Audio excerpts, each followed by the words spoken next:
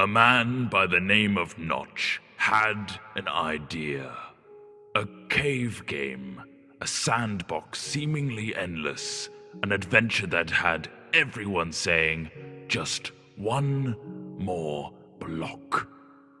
This man, that game, those blocks have brought all of you here to celebrate what has become Minecraft.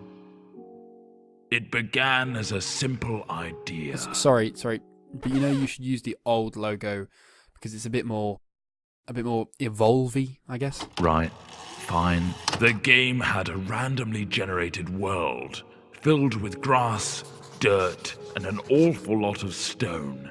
You could destroy blocks and place blocks.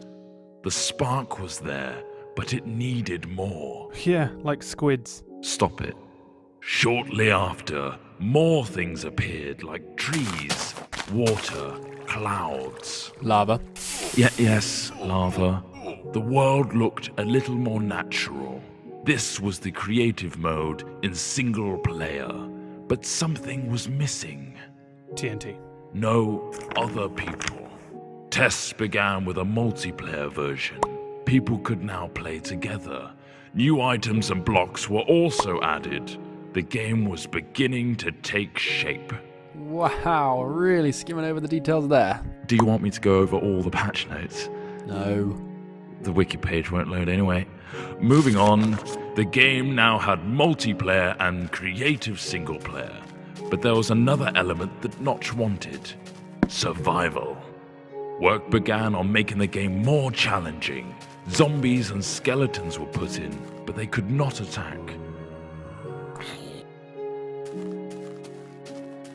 Sheep and pigs were added too. Whoa.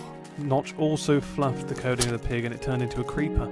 At this stage, this version of the game was labeled Classic. Classic. Brilliant. Then from Classic came the in-dev version.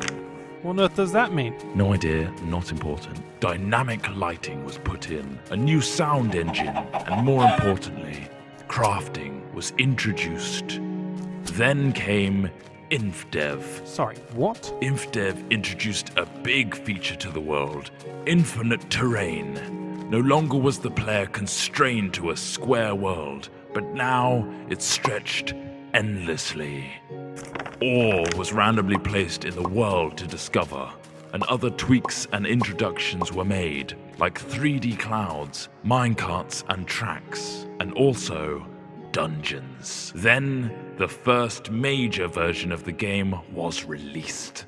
Not like released, but just available? Yeah, pretty much. Fridays became Secret Fridays, where random things were added. The first being Redstone, which allowed complex circuitry to be created. What, like that thing? No, that's ridiculous. Snow worlds were added, so were boats and cows, along with a whole host of new items. Oh, and slimes. Those bloody hopping things. Then, in Alpha, the survival mode was brought to multiplayer for the first time. This allowed for players to battle monsters and survive the night together. Or just go around gathering creepers and then have them explode on your mate's house? The next big patch came on Halloween of 2010 and introduced the Nether. This threatening place was full of zombie pigmen and the eerie cries of the ghast, not to mention a considerable amount of lava. The game hit beta. Ta-da! Lots of new things were added in beta, like dispensers, note blocks, cake, redstone repeaters, and beds. The lighting also got a smooth upgrade. Wolves were now on the prowl, and you could tame one as a pet with a stash of bones. Weather was introduced, including snow, lightning storms, and rain.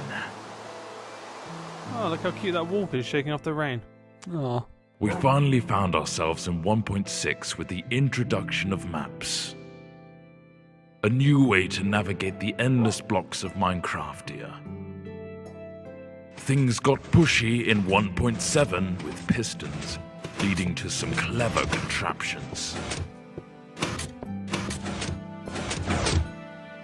1.8 gave vastly improved combat mechanics, allowing the player to sprint, draw back their bow, and land critical hits on their enemies.